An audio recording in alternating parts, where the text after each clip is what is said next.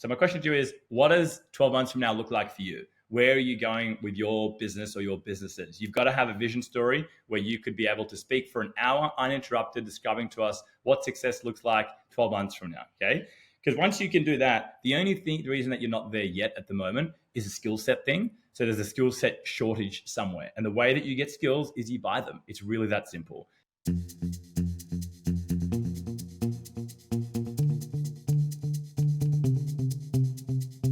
Hello, and welcome to Build Your Remarkable Practice podcast.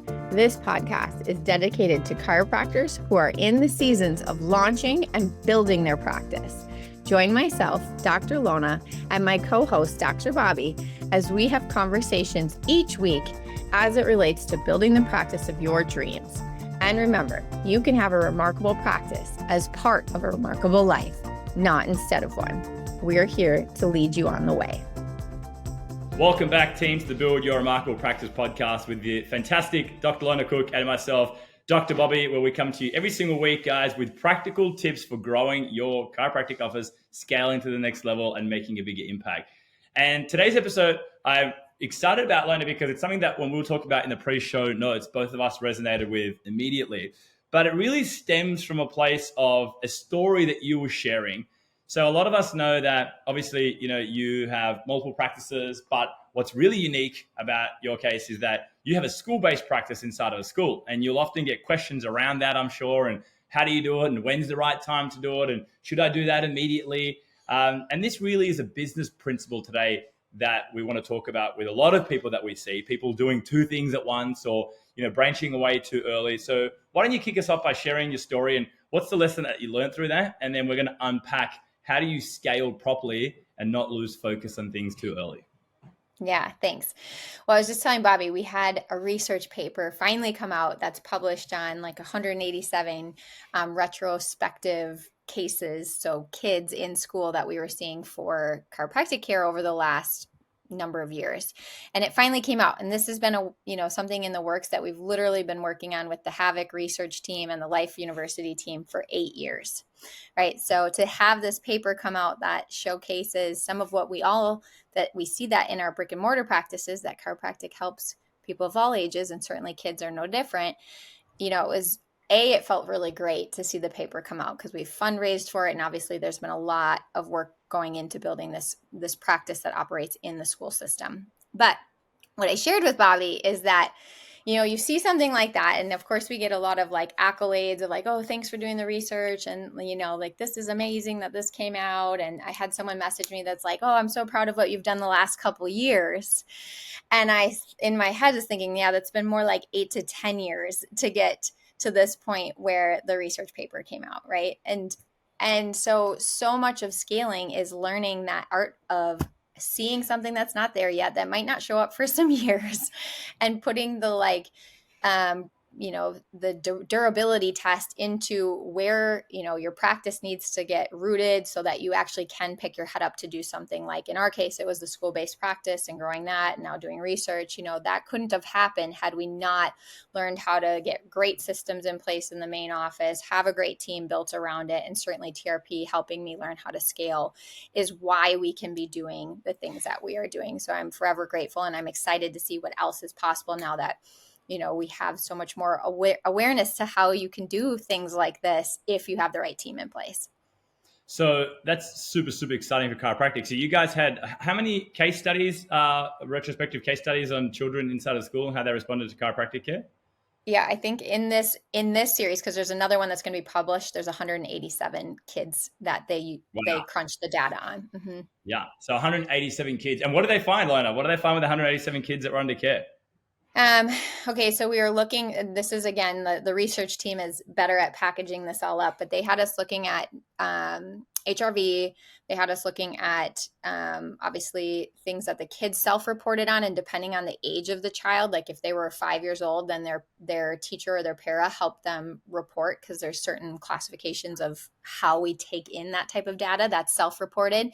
But a lot of it showed that the child's sense of self-awareness to how they felt about themselves in school and how capable they like assess themselves to be in responding to their peers and navigating the school day increased and was improved with chiropractic care, which is part of what we're trying to show is down the road, we want to do the next phase of research showing that this actually is influencing the cortex, so how the brain functions, and that's why there's reports of these different changes. Of course, there was reports of like less bedwetting and some of the like more typical things that are symptoms that go away in children as they become less subluxated. But yeah, so we're trying to also showcase how it would make a difference in a child's school day. Yeah. Wow. That's amazing. That's so cool. So the thing that I take out of that, obviously, is we're getting this body of evidence emerging more and more, which is so valuable for the profession. And it's so cool to see, how chiropractic kids that are under care in schools respond differently. And we're starting to kind of put the pieces of the puzzle together. But obviously, this is a business podcast. And one of the things that sticks out for me, what you said in that whole last 5 minutes there, Lona, is that this didn't happen overnight. It didn't even happen in 1 or 2 years, which is externally facing what it looks like. So people that are looking externally say, oh, great, I know you've been working that for a couple of years. But what you said there was, more like 7 or 8 years, which if I calculate that right, is probably 4 times more than what the external person sees. And I think that there's a very good lesson to be learned there that, success, quite frankly, takes focus and then multiplied by time. I once heard this equation that says that intensity of focus, so how intensely you focus on something, multiplied by time is what ends up equaling the outcome. So, you guys had 8 years there of a certain level of intensity of focus, which led to this outcome. But I think there's really great principles there to be learned in business life as well. If you're building an office or you're scaling to the next level, you might have an idea in your head about how long something takes, okay? And you might think, this should take me 6 months or it should take me 12 months. And yes, while with time you can accelerate quicker through the acquisition of skills. And I'm going to share a story about that. Really, nothing can cut the time short in terms of the only thing I should say that cuts the time shorter is the intensity of focus on something and staying the course on one thing for a long enough period of time to get the results and outcomes. Would you agree with that? Yes, I would totally agree with that. Intensity of focus. Yes. Mm-hmm. Yeah. So it reminded me when we were talking about this of a rule, and I got this rule. I learned this. I was blessed to have learned this probably in my first year in practice, and it was by Dr. Franson. And I'll give you the G-rated version of the rule, but the rule says it has 2 parts to it, okay? He says in chiropractic, and he told me he got this from Reggie Gold, okay? He goes, in chiropractic, a lot of people don't build an amazing office because they get distracted. I think in life, that's what happens, Lona. People get distracted and they say that focus stands for focus one course until successful, right? So focus on one course until successful. Focus. Okay. So I heard... That's good. Right, focus on one course until successful. And so many people lose focus. They either open a second practice too quickly, or they do a second, today's world, it's so popular to be doing side hustle. Oh, I got this side hustle. It's great. It's earning an extra 10K a month. Or they get distracted by something else, which really is taking away from their primary business, okay? And the 2-step rule that he told me was this, okay? You ready? He goes, step number 1 to the rule is build a kick-ass practice. So spend the time, spend the effort, spend the money needed to build a kick-ass practice, because along that journey, there's a lot of skill sets that you need to learn, and you get skill sets by buying them. So I always look at what level I'm going to, what skill set am I missing, who do I need to employ, which mentor or coach do I need to get, because I'm going to buy that skill set and I'm going to save myself a truckload of time, all right? So step number 1 is spend the time to build a kick-ass practice, okay? And then the second part of the rule is do whatever the heck you want, okay? Now, whatever the heck you want might mean, all right, now I'm going to replicate into another office. Do whatever the heck you want might be now I'm going to start another business. Do what the heck you want might be well, you know what? Now I'm going to kick back and just go surfing on the weekends, okay? Some people want to buy back that time. That's totally cool. But you can't skip step 1 and go to step 2. You've got to do it in that order. So it's something that I really, in those early days when I was building my office, as me and my wife, I just kind of kept at the back of my mind always. It was I know that there's a lot of challenges right now at the moment, but this is rule number 1. I'm building kick-ass practice. I'm learning the skill set. I'm investing always in mentors and coaches around me. And I'm purchasing these skill sets, which allowed us to grow that first office and then buy back our time so we can do multiple other things now in the future. Yes. So good. And, to where we were talking about before, a lot of that is not visible to the outside eye, right? They don't know how many layers and investments and, places you got vulnerable and places you had to look stupid to show your vulnerabilities to get better. Like there's so many elements there that aren't on Instagram, right? Spot on. Because I've got a question for you. So we see it firsthand now with you, and we see it. Obviously, you've had the ability now to go into a school, build a successful practice, get all this research that's emerging from that.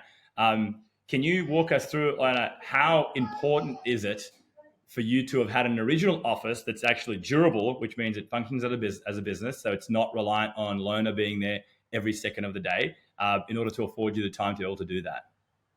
Oh yeah. So I don't even know how to like triple underline that. If I think back, the first 3 years of practice for me, I was all in on building the main practice. Like I wasn't married, I didn't have kids, like I was all in on practice, and it grew very quickly. And I had really created a system built around me at that point.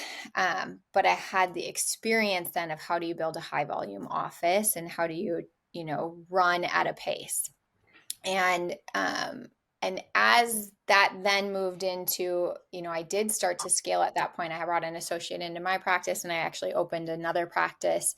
And then quickly figured out that training others wasn't the same as training myself. So then I had to go through the like school of hard knocks, learning how to speak other languages and how to help someone else's learning curve, and how to do a second practice was a different animal than the first practice, and in a different location that was a different animal than, the different type of demographic.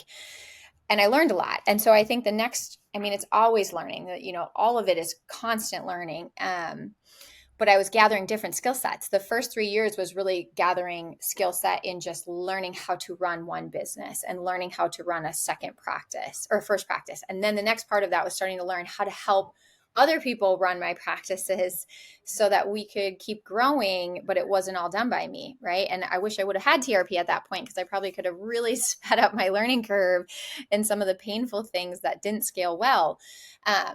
But I think there's really no failure, because you're always just failing forward. Like, that didn't work, let me move on to the next thing. Or that was painful, let me move on to the next thing. So, as I learned that it wasn't going to be done all by me, that's what then attracted, now we were probably 6-7 years in, and I was traveling quite a bit in the profession, speaking already. And so I was getting, exposed to a lot of ideas, as well as exposed to a lot of students. And so I think attracting my team became easier then, because I could find people that were resonating with the message that I was maybe at seminars connecting with, et cetera. So it was like, there's this perfect storm of right things that were happening. I was growing, I was expanding, and my team was expanding, and we were attracting the right people in, and I just kept moving with it and just leaning into what felt like the right next step. And then, like Bobby said, finding the right mentors to keep helping me, because sometimes it was outgrowing mentors too, and that was an okay thing. And so we could never have I remember actually, like, when we went into scale mode on the school-based practice, because before I was still running it, I wasn't scaling any of it. And one of the women I had met on a mission trip and at several seminars came up to just shadow in my practice. And all of a sudden, midway through her shadowing, she's like, I don't think I'm supposed to go back to Ohio. I think I'm supposed to move here and do the school-based practice with you. And I was like, oh my gosh, that would be amazing, because I was, starting to feel like I couldn't keep doing this thing by myself. So she came in, and we received a fair amount of feedback from other mentors in our profession that this will never work. You can never do a school-based practice. Like, there's so much red tape. Don't move up here. And that's part of where your vision has to pull you through a lot of the things that maybe other people don't see, but it's on your heart, and been placed in a circumstance for a reason. So I think, a lot of, besides scaling and learning how to employ the right people and leverage team, it was also learning how to really trust myself and become a stronger leader, and how to not have to have someone always give me the right answer so that we could keep moving. Mm-hmm. Yeah, but it's interesting you should say that, because even that, being able to know what the right answer is, and being able to kind of build that gut instinct, I look at that and I go, yes, 2 parts gut, 1 part data. I look at that and go, that's a skill set to learn how to do that. Mm-hmm. So again, in the beginning, if I go back to my very early days, like, my gut told me, yeah, you can do this. Yeah, you're equipped to build an amazing office and help a lot of people. Yep, you've got, this amazing knowledge as a chiropractor. But I don't know where to start. I don't know where to do. I don't know how to get a newie in. I don't even know conversion was a thing. You'll hear my little daughter in the background here having a great old time. I didn't know where to start, guys. So like what I recognized is that it's a skill set.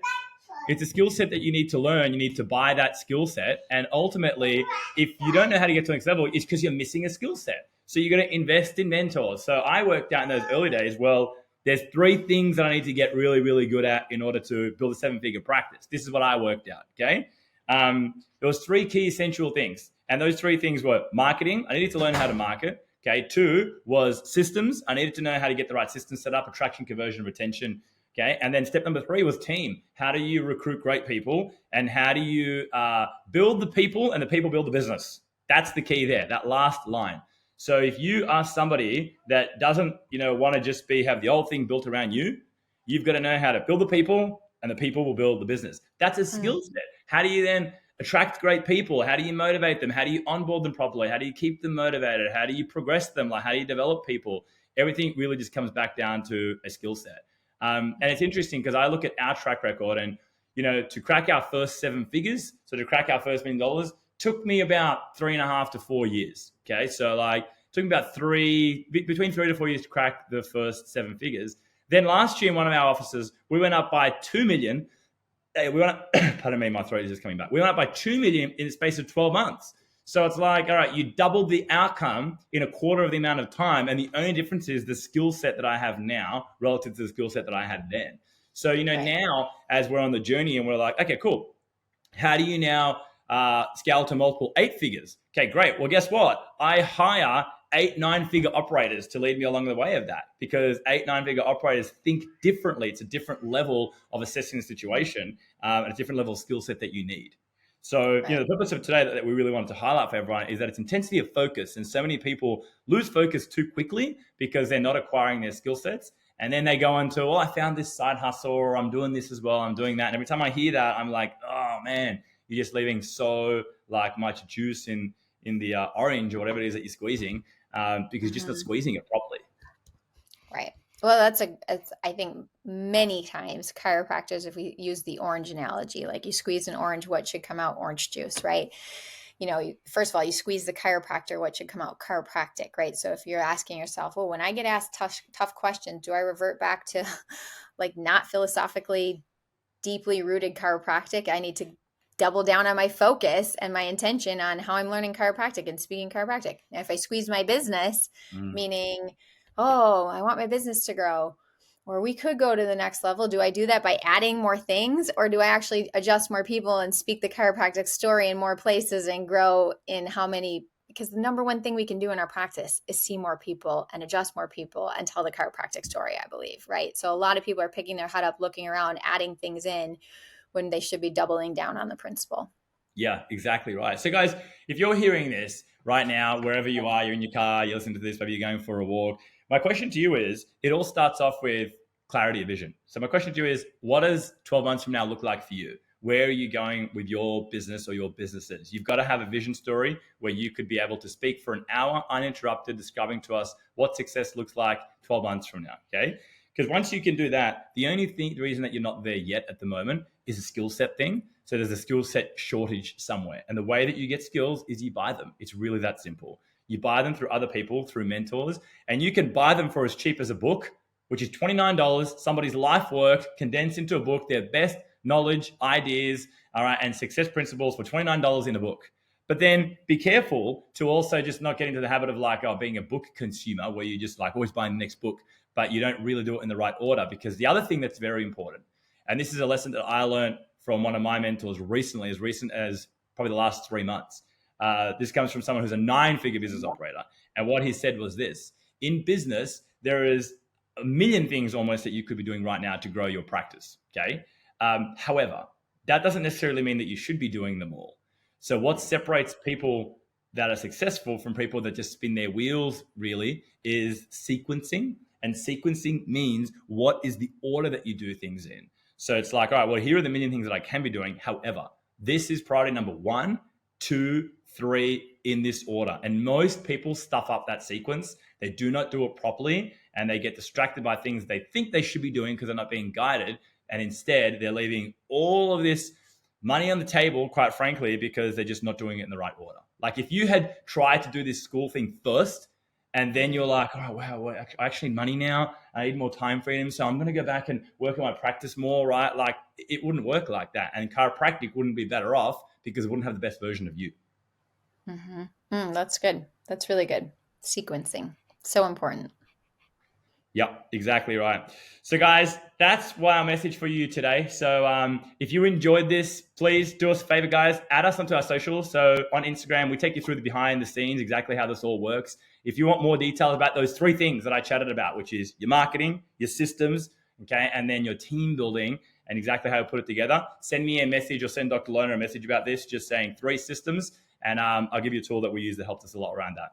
But Lona, any final comments?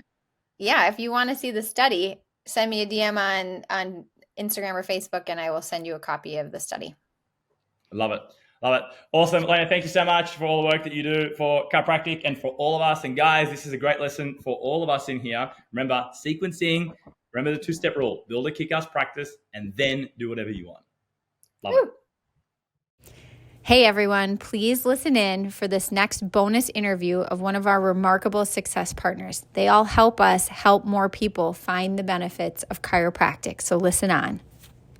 Hey everyone, welcome to the Success Partner. So we've got Sam, Dr. O, well he's not a doctor, but Sam O from Australia, and talking all things IT and X-ray. So do you want to introduce yourself, Sam?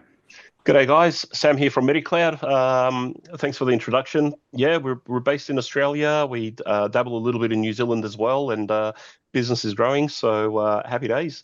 As you said, we specialize in the technology space, so IT and X-ray systems. Our bread and butter has always been X-ray systems. That's where we started out from my garage, and we noticed that the clinics needed a lot of help with the IT side, so having that background, I'm like, let's give them that help that they need. Let's give them that nurturing that they need. Yeah, and I know you started in your garage, but you've grown so much. You're looking after people, a lot of people in Australia, and you don't just dabble in New Zealand. You're heading into New Zealand and through Asia as well, aren't you? For the listeners? Correct. So, we are in the process of finalising a company registration in New Zealand, so we can start giving the same quality products, quality service to the profession over in New Zealand, North or South Island, and then we'll just continue growing in that space. Amazing. So speaking of that, what are the sort of problems that you solve for our listeners? What are the sort of things? I know it's IT and X-ray, but can you be more specific in that? Yeah, absolutely. I mean, there's a couple of different approaches we take. So there might be an existing clinic that's having challenges and issues, or there might be a new startup clinic, so they're entering the market space with setting up a new practice. If I start on the entry side of the equation, we kind of look at the clinic that's getting set up or wanting to be set up from the very, very early days, and we try and gauge an understanding of what do they want to achieve? Are they going to be a single clinic or a multi-location clinic? And then we provide information and access to resources on how they can go about down that path. So everything from the technology space, we become their CTO. I know it's very important to have the C pillars in any organization. So we become their point of contact as their chief technology officer. We start with, let's get the basics underway. The internet, what sort of internet can we get access to at that location? Getting that set up. The phones, how do you want your phones to work? We find a lot of startups, one of the pain points is they don't know where to go. They don't know what to do. They'll start using their personal mobile phone. They'll start, registering a random number to use for the clinic. And that doesn't always work in their best interest, especially long term. You start growing that business, you don't have that infrastructure set up correctly to begin with.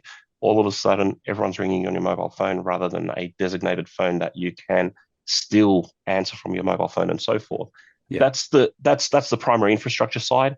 So just Then on that, so that you're talking about the launch stage of practice. So this is people who are starting a practice, and you absolutely really, it's begin with the end in mind. One of the 7 habits of highly effective people, begin with the end in mind. correct. So getting the infrastructure there at the start will actually enable them to grow rather than trying to refigure it down the track where it just creates all awkwardness. That's what you're saying in the launch stage? Absolutely, and that can cause a lot of disruption to a clinic that's already halfway through Yeah.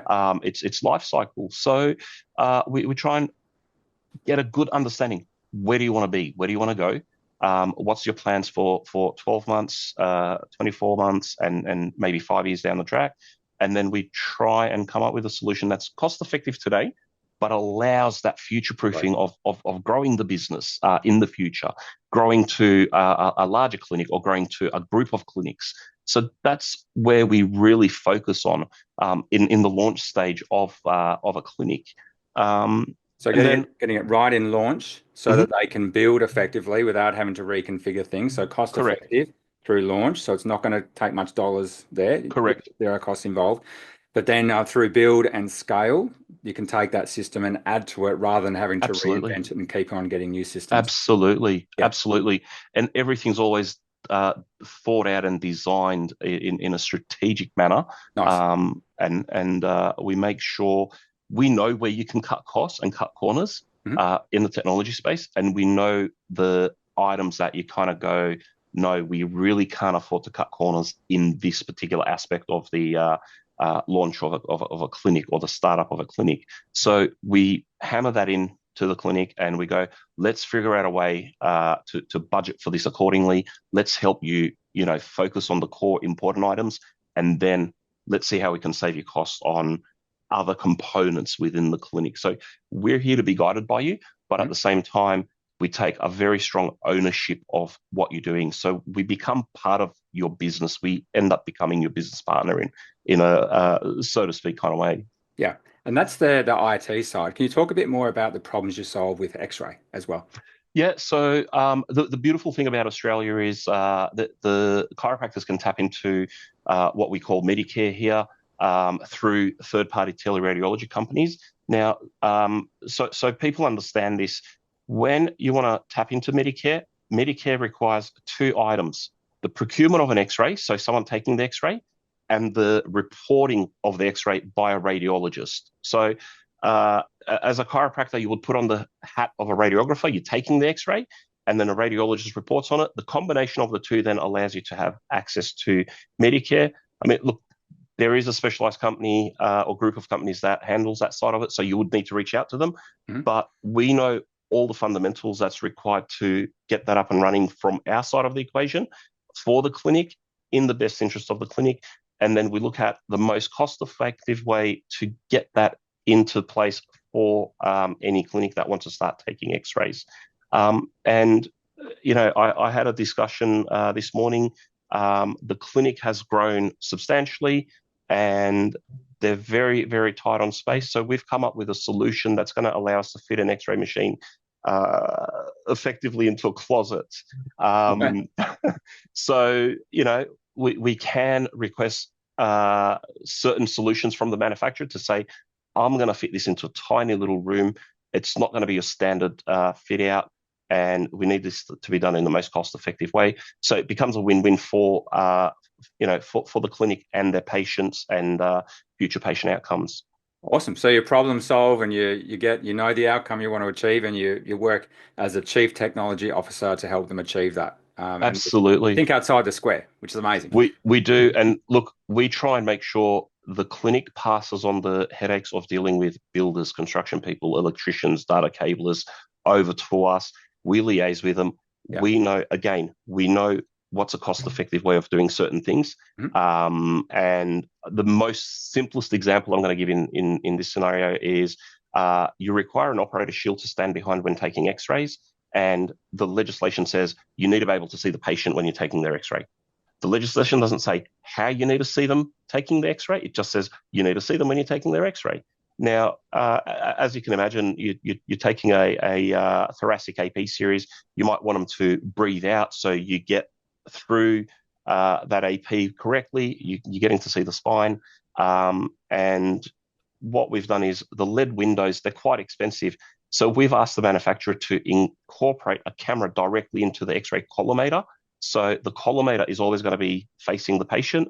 And if the camera's there, you're going to be able to see the patient from the computer screen when you're taking the X-rays. So we've eliminated the entire need of having a LED window, which $2,000-$3,000 saving to the clinic on the spot. And guess what? We're not charging any extra for having that webcam, in a nutshell, built into the X-ray machine. Amazing. I never even heard of that. That's amazing. Yeah. So talking of the dollars, what sort of ROI can the CEO expect from investing in your services as Chief Technology Officer? That's a double-edged yes, sword. I know. So you've got your instant ROI, which is what you would get from just taking X-rays. We're not talking about long-term retention of the patient. We're talking purely about taking X-rays. I would generally say to someone, if they're not going to take 5 to 7 X-rays a week, then it is not worth their while unless they want to, have that ability to do in-house X-rays, right? If you are doing between 5 and 7, return on investment, probably 2 years. If you're doing 10 patients a week, 10 new X-ray patients a week, and you're doing a full spinal series, you can get a return on investment rather quickly within 12 months. That'll cover the cost of your build of the X-ray room, the lead shielding, your paperwork, and the cost of the equipment, delivery, and installation. So you can really. So you're talking return of investment, not just return on investment. So you're talking get the money you put in back. So that's return of the investment. Correct. In a short space of time, if someone's having more than 10 X-rays a week. Absolutely. Yeah, amazing. Absolutely. It's not rocket science. It's very straightforward. It's very simple. It's just, and again, it boils down to the clinic having good procedures and processes in place. As a chiropractic patient myself, I've got titanium cages in my neck. I've got a fused lumbar spine. So I realistically, if I was to see a chiropractor for the first time, knowing what I know about my own spine, you want X-rays. I want them to X-ray me. I don't want them to touch me without that X-rays. So, totally. So there's a massive clinical benefit to having the X-rays in the clinic, and there's a lot of tips and tricks we educate the clinics on when we do install an X-ray system on how to use the system correctly, how to get the most value out of that system, how to save time when using the system. I know for a fact a lot of our clinics with our particular X-ray system and the way we've designed and implemented it, you should be able to do a full spinal series. So that's a set of 5 to 6 X-rays within under 2 minutes. So you've got the logistics down. So we've got it all down. Considering what's important next, how do you, and you've talked a little bit about this, helping doctors be prepared to succeed in the future. That's really around being the Chief Technology Officer and thinking ahead of what they're thinking, right? That's how you're doing that? Absolutely. So, and look, we leverage off our existing clientele base. We see what works, what doesn't work. Who's doing things a particular way, what's working for them, what's not working for them. And we gather that knowledge, and without disclosing information about someone else or on someone else's intellectual property, we review constantly and revise constantly what's working out there. And we look at the changes in technology, with the introduction of AI and new practice management systems and everything along the way. And we go, how can we allow these clinics to integrate into these systems moving forward? How can we improve the patient workflow? How can we streamline a clinic's, ability to work as efficiently as possible and free up the time for not just the chiropractor, but the CA, and a very simple example of that is we've got a lot of clients using practice management software called Clinico. And a lot of these cloud systems, they don't have too much capabilities of working with internal products. Because they're all cloud-based, they don't integrate with any products internally. So we've taken it upon ourselves to go, all right, they're taking X-rays. How do we get these X-rays into Clinico automatically? And we wrote special code to do that. So now we've got a code that automatically sends the images straight into the practice management software. Spinalogic's already got that capability in there. We didn't have to write anything special, but we've done that for a majority of our clients that use Clinico. Then we've taken it one step further and we're like, well, in a radiology environment, which we look after radiology centers, the front desk management system or the clinic management system sends the patient details into the x-ray machine. So they don't have to walk to the x-ray machine, type in the details. And we've done that as well. So now it's going in both directions. Then so that's the IT background. You're actually thinking ahead and making sure that it's as easy as possible for your clients, basically, isn't it? Absolutely. And we've got the check-in module. We've come to enough TRP sessions to hear about check-in, check-out. We're like, hey, great idea. Let's put a check-in module into Clinico. And now that we've got that underlying code in place, we can start reaching out to, PracSuite and other cloud-based providers and say to them, guys, we're able to do this for your software. It'll add value to your product, but ultimately it'll add value to the clinics that use these products. So that's the long road for our business, but ultimately it's about providing something back to the profession. Yeah, amazing. So what's the best way for the listeners to learn more about your services, get in contact with you, take the next step? Look, something that we've kickstarted mid last year, and it wasn't purely for SEO purposes, was our blog. So we've created on our website, www.mediccloud.com.au. You've got to spell it right. mediccloud.com.au. We've got a blog section. We've called it the MedicCloud Hub. Go in there. There's a lot of training videos. There's a lot of information there on things you can do within your clinic, within your x-ray systems, whether you're buying a secondhand x-ray machine from Facebook or whatever might be the case. We're there providing you guys a whole bunch of resources and information, and all our contact information is on our website as well. So you can quite easily reach out to us directly from our website, whether it's for our 1300 658 103 number or our email address or the contact form on the web page. Yeah, so really go to the website. So Medic Cloud. Otherwise, you get a different website, right? So yeah, I think the other website doesn't go anywhere. So okay, so you're fine. We're trying to buy it, but we haven't had much luck with it yet. So we'll get there. Alrighty. So thank you so much, Sam. What a great service you provide through Australasia at this point, but I can see where your vision is going.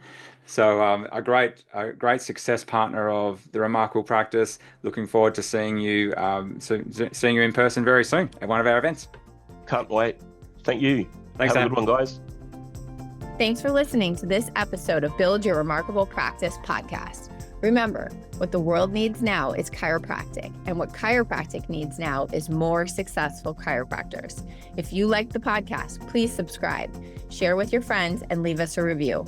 And if you'd like to connect with us personally, please click the links in the show notes to schedule a call.